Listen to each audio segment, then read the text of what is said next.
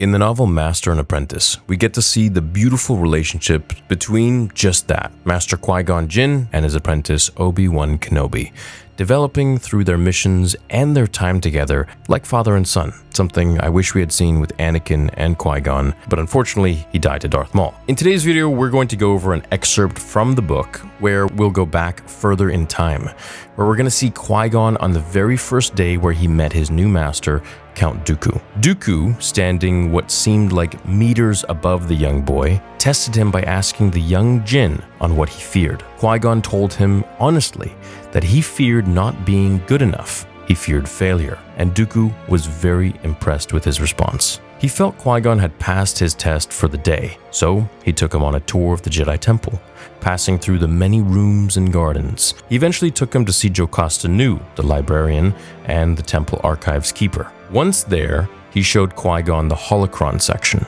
explaining to him briefly what this or that one does, until young Qui-Gon was pulled towards one in particular, a golden one that looked unlike any of the others, old and ancient. He put his hand to the gold surface as he asked, "What's this one?" And here's the excerpt from the novel. After he spoke, he turned back to Dooku for the answer, and was shocked by the expression on his master's face. Dooku stared at the holocron, almost as if it were an enemy, Qui-Gon thought. But that made no sense. Dooku said, "That is a holocron of Jedi Prophecies." Prophecies? Qui-Gon had never heard of this before. There are Jedi prophets. Not any longer. The ancient mystics sought undue knowledge of the future. It led them down dangerous paths. Those drawn too deeply into them were often tempted by the dark side. Qui-Gon whispered, "The dark side?" He knew it was a thing all beings carried within them. A part of himself he would learn to guard against. The Kresh masters had taught him all that. But it still sounded a little like some kind of ghost or monster, a mysterious thing that would leap out from the shadows to get you when you weren't looking. That is why we study prophecy no longer. Abruptly, Dooku turned and began walking away, which meant Qui-Gon had to follow. "Master," he ventured as he hurried to catch up. "Just wanting to know the future can lead you to the dark side." "It takes more than that," Dooku said. His dark eyes were unreadable. So of course, other than the fact that this was the very first time that Qui-Gon learned of the prophecy and had Dooku show him around the temple and archives, it shows how different the Master and Apprentice here think. Qui-Gon believed it's important to study the prophecies, as he made Obi-Wan research them constantly. However, Dooku was very against it, and believed the prophecies were no longer taught at the temple because they brought out the darkness within whoever read it.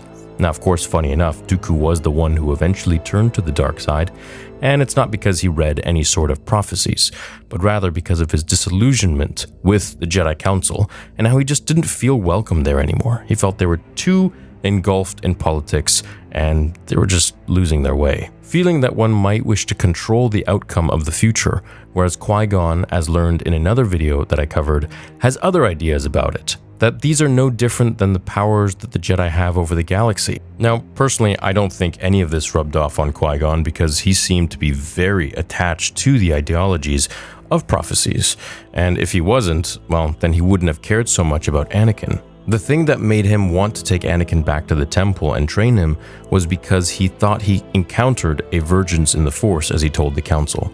And this was primarily due to his reflexes, his Jedi aura, his Force aura, really. And of course, to seal the deal, were the extremely high levels of midichlorians in Anakin's blood. Now, before he even knew about the blood, he was intrigued about Anakin and wondered what his midichlorian count was, which is what led him to actually test it. Now, you can let me know what you think about Dooku's reasoning for being against the learning of ancient prophecies, and if you think he was right. I can see where Dooku wasn't really down with having Qui-Gon be so interested in these prophecies. At the end of the day, he felt like it was just some sort of a superstition and would make people follow these random side quests or really push for something that is more or less just in their minds that they think is the only way when really no one knows. Now, personally, I think Qui-Gon Jinn is the best character in all of Star Wars. He's the most well-rounded Jedi.